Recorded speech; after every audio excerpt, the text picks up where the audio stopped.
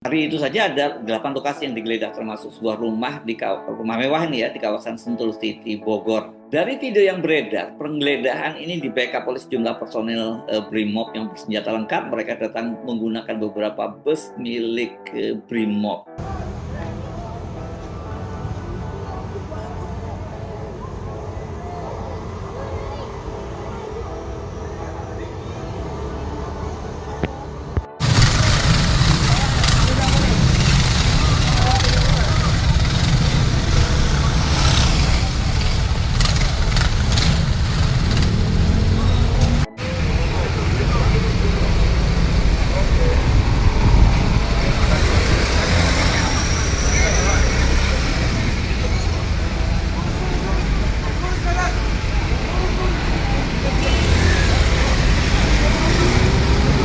Di Cafe The Clan atau Restoran The Clan, sebagaimana dijelaskan oleh Kepala Bidang Humas Polda Metro Jaya, Komisaris Besar Budi Hermanto, penyidik menemukan berangkas besar yang tersembunyi dengan ukuran 2 kali 1 meter. Di dalamnya ini berupa berisi dokumen dan uang dalam valuta asing dengan nilai sekitar 60 miliar. Ada juga emas dan lain-lain ya. Restoran yang di sebelahnya terdapat money changer ini, kalau berdasarkan penelusuran media, itu berdiri sejak tahun 2013 dan pada tahun 2024 ketika berubah namanya menjadi restoran Perancis, ini namanya mudah-mudahan nggak salah nih karena bahasa Perancis ini, Gontran Cherrier, saya nggak tahu yang tepat apa bahasanya ya. Restoran ini menjadi sorotan dan mudah-mudahan ingat nih kalau saya sebut CPT-nya ya, jangan nama Perancisnya, banyak orang itu nggak inget ya. Ini karena pada tahun 2024, tepatnya pada bulan Mei, itu seorang anggota Densus ditangkap itu oleh pengawal dari Jaksa Agung Muda Pitsus, Jaksa Jampitsus Febri Adriansah, karena dia kedapatan menguntit Jampitsus Febri Adriansah. Dan pada waktu itu setelah diperiksa oleh pengamanan internal dari kejaksaan, katanya diketahui dia melakukan profiling terhadap Jampitsus. Nah, kasusnya pada waktu tidak terungkap dan ini sempat geger karena kemudian anggota Densus itu dikembalikan ke Mabes Polri. Secara resmi, kalau ini pemilik kafe atau resto The Clan ini adalah seorang pengusaha asal Luwuk yang bernama Ferry Hongki Riwang, dan Jampitsus Febri Adriansah diketahui sering makan di restoran ini. Kelihatannya dia cukup kenal dekat dengan Ferry Hongki Riwang ini. Penyidik Polri juga membawa beberapa orang, termasuk 3 orang pegawai kafe setelah melakukan penggeledahan itu. Bersamaan dengan penggeledahan tersebut, penjagaan rumah Jampitsus Febri Adriansah di kawasan Kramat Pela, Jakarta Selatan itu kemudian diperketat, dan yang cukup menarik perhatian karena sejumlah personil TNI itu berjaga-jaga di rumah itu.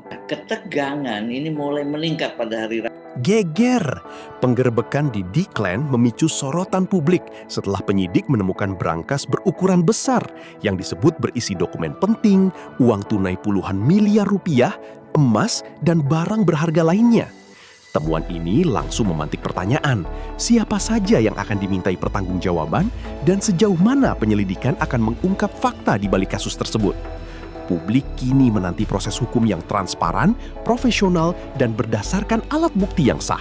Rabu siang sampai Rabu sore, seorang pejabat tinggi negara sampai harus membatalkan kunjungannya di sebuah daerah dan mencoba kemudian mengontak Presiden Prabowo Subianto. Kamis dini hari, media melaporkan sejumlah personil TNI terlihat mendatangi Polda Metro Jaya. Ini ada videonya yang beredar ini, namun ini kemudian dibantah oleh Mabes TNI. Namun personil itu katanya, kalau menurut sejumlah media, itu kemudian ditarik, dan pada Kamis pagi gantian sejumlah kendaraan taktis dari Brimob Mabes Polri menjaga ketat Polda Metro Jaya, dan pelayanan publik di Polda Metro Jaya itu sempat ditutup. Samaan itu di media sosial beredar luas surat edaran dari Kasubdit Paminal, Pengamanan Internal Bidang Propam Polda Jawa Tengah, kepada Kasih Propam dan Kasih Personil Polri Polda Jawa Tengah, agar apabila ada personil dari Polri yang terlibat dalam pengelolaan dapur makan bergizi gratis PPG, baik panggilan lisan maupun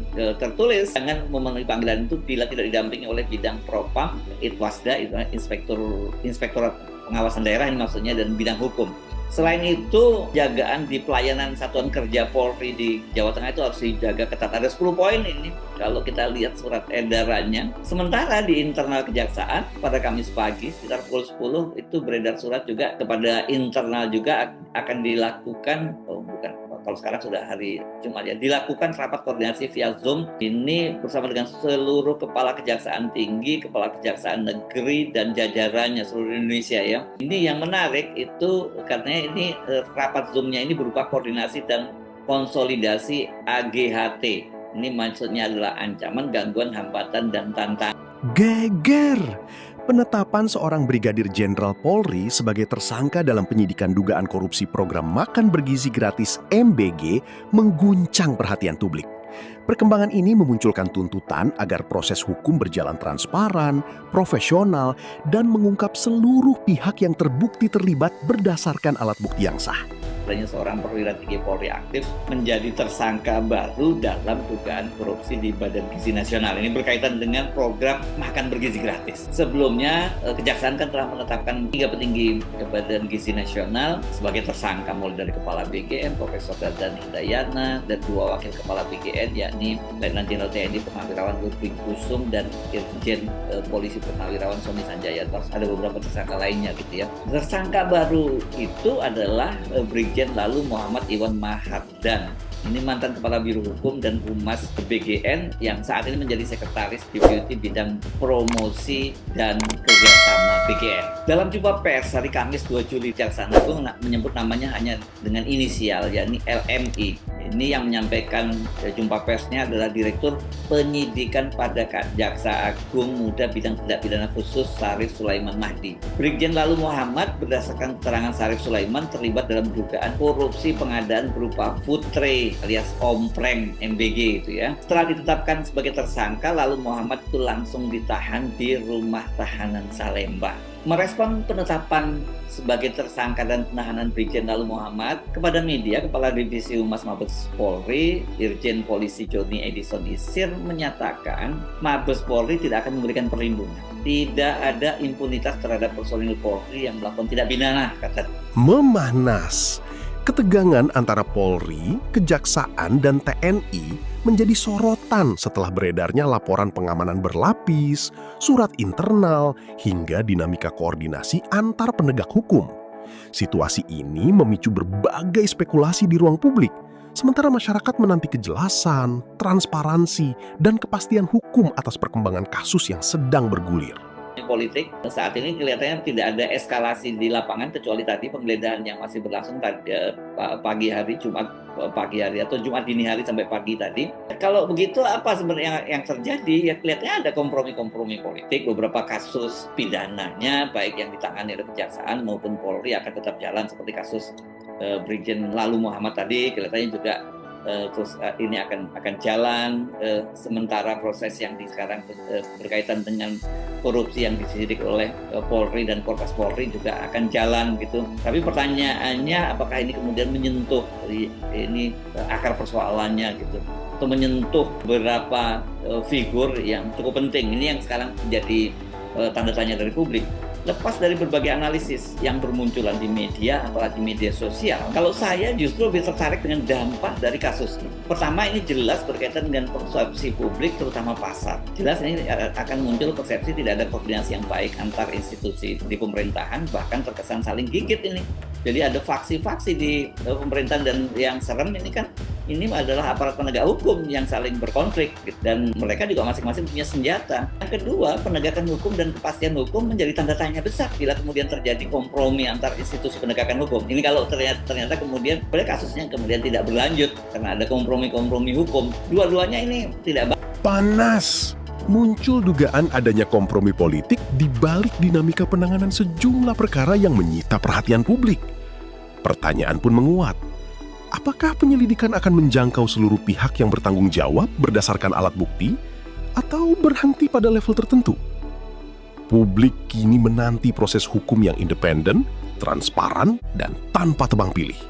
Gitu jadinya ya. Ketiga, yang menurut saya sangat berbahaya adalah munculnya kesimpulan atau setidaknya persepsi negara ini seperti tidak bertuan. Karena bagaimana mungkin masing-masing institusi yang berada dalam rumpun eksekutif ya, rumpun penegakan hukum itu justru saling menggigit. Polisi kan dan kejaksaan di dalam rumpun eksekutif ya. KPK saja sekarang dalam rumpun eksekutif. Soal ini saya kira harus segera dibereskan oleh Presiden.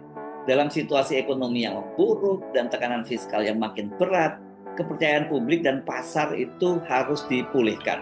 Dan salah satunya kalau memulihkan itu ya dengan penegakan hukum yang jelas, transparan gitu, tidak pandang bulu atau bahkan kemudian penegakan hukum itu digunakan untuk menyandra kelompok yang lain, itu yang tidak boleh. Jika itu tidak dilakukan, maka ini akan kian memperburuk kondisi perekonomian kita dan pasti kita bisa memastikan kalau yang ini ya para investor itu akan kabur. Bagi publik sekarang ini saya kira mereka tidak peduli kok apa konflik kepentingan di antara para elit politik itu.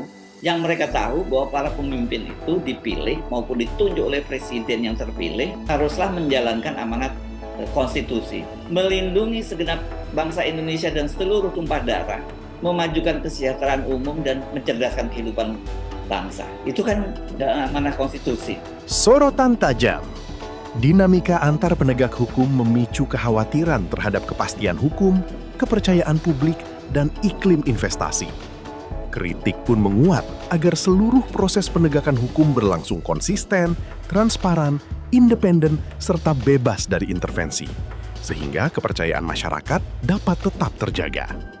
Terima kasih sudah menonton. Jangan lupa like, komen, dan subscribe. Sampai jumpa kembali.